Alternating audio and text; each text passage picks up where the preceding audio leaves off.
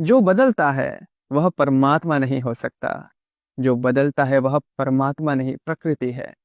लेकिन प्रकृति का स्रोत परमात्मा है, जिससे सब कुछ उत्पन्न हुआ है, लेकिन वह स्वयं किसी से उत्पन्न नहीं हुआ। परमात्मा अजन्मा है, इसलिए उसका ना आदि है ना अंत है। वह कोई शरीर नहीं, कोई आकृति नहीं, बल्कि उस पूरी सृष्टि का मूल स्रोत है। तो क्या करना चाहिए? जिसे तुम पूज रहे हो, यदि वह बदलता है तो उसे अंतिम सत्य मत मानो। जो सदा एक समान है उसे पहचानो। तभी तुम्हारे भक्ति पूर्ण होगी सत्संग, तभी तुम सत्य के निकट पहुंच पाओगे। फिर आगे लिखते हैं, अडोल है तू, अखंड है तू, सत्य स्वरूप परमेश्वर तू। ध्यान से सुना सत्संगत। जो हिल जाए, जो बदल जाए, जो परिस्थितियों से प्रभावित हो जाए, वह परमात्मा नहीं हो सकता।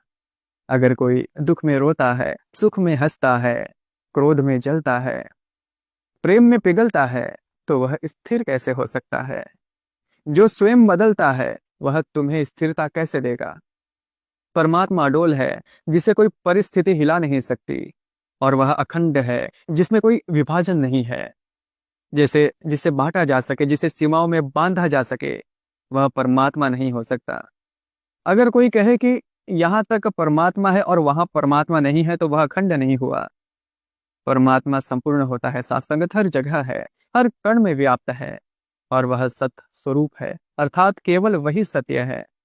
जो आज है और जो कल नहीं रहेगा, वह सत्य नहीं हो सकता।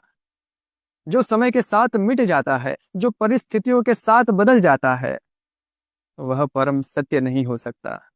परमात्मा न बदलता है न मिटता है। वह हर युग में, हर काल में, हर अवस्था में एक समान है।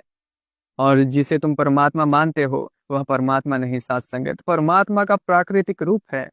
तो क्या करना चाहिए?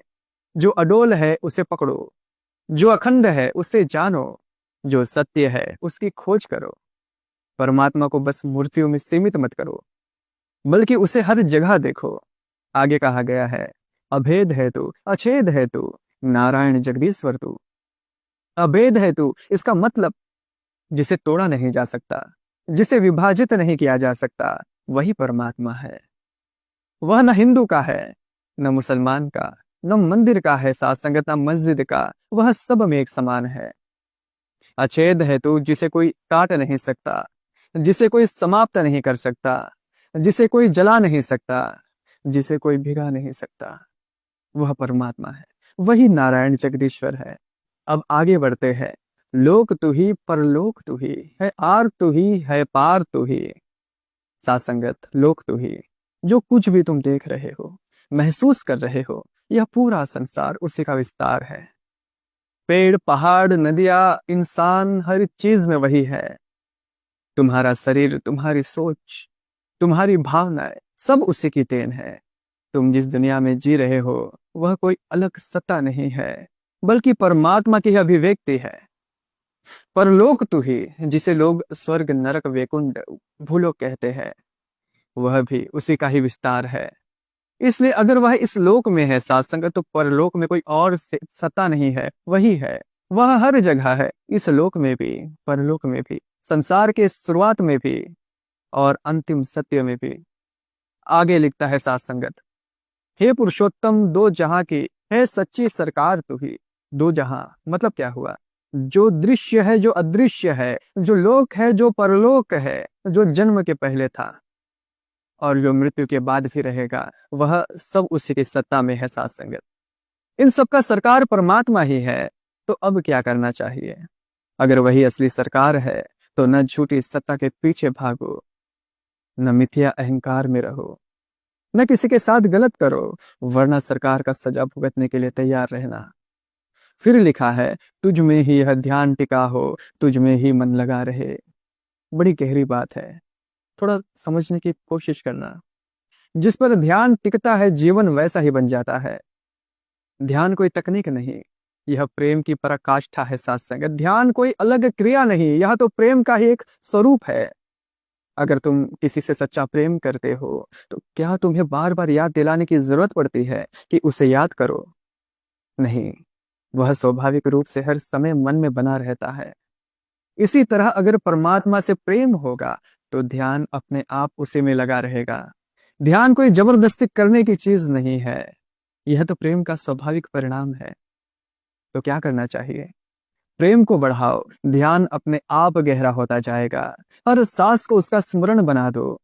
नाम लो, भजन गाओ, या बस उसकी अस्तित्व को महसूस करो। धीरे धीरे यह प्रेम तुम्हारा स्वभाव बन जाएगा और तुम स्वयं उसमें लय हो जाओगे।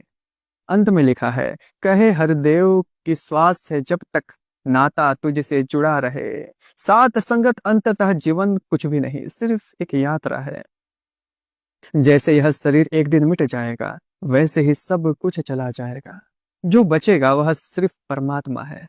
जो कभी ना मिटे वही असली है। तो अब क्या करना चाहिए? हर सांस को उसका उपहार समझो, हर पल को उसके साथ जियो, और जब तक यह जीवन है तब तक उसी के साथ जुड़े रहो। भगवान श्री कृष्ण ने भी कहा है साथ संगत, अंतिम समय में जो मेरा स्मरण करता है वह मुझे ही प्राप्त होता है। लेकिन अंतिम समय में आप परमात्मा का स्मरण कर सको, इसके लिए आपको पूरा जीवन परमात्मा के स्मरण में रहना होगा और उसकी प्रैक्टिस, अभ्यास करनी होगी।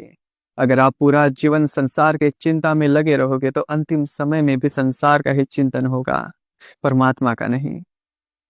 बड़े प्यार से कहना साथ संगत जी, धन्य निरंकार जी।